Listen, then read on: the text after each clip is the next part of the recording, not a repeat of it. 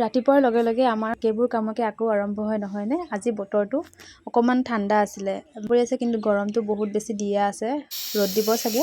আৰু এয়া আৰম্ভ কৰিলোঁ আকৌ ৰাতিপুৱা পাকঘৰৰ পৰাই। ৰাতিপুৱা খাবৰ কাৰণে বুটৰ দালি আৰু পুৰি বনাইছিলোঁ। কুকাৰৰে মই বুটৰ দালিখিনি প্ৰথমতে বইল কৰি ল'লোঁ আৰু এয়া কেৰাহীত তেল দিছোঁ। তাৰপাছত তেলখিনি গৰম হোৱাত মই পিঁয়াজ এটা আৰু শুকান জলকীয়া দুটা দি ভাজি লৈছোঁ। তাৰপাছতে মই ইয়াত মছলা আদা নহৰু আৰু কেইটামান শুকান জলকীয়া পিচি লৈছিলোঁ, এতিয়া ইয়াতে দি দিছোঁ আৰু জোখমতে হালধি অকণমানো দি দিছোঁ। তাৰপাছতে মছলাখিনি অকণমান ভাজি লৈছোঁ।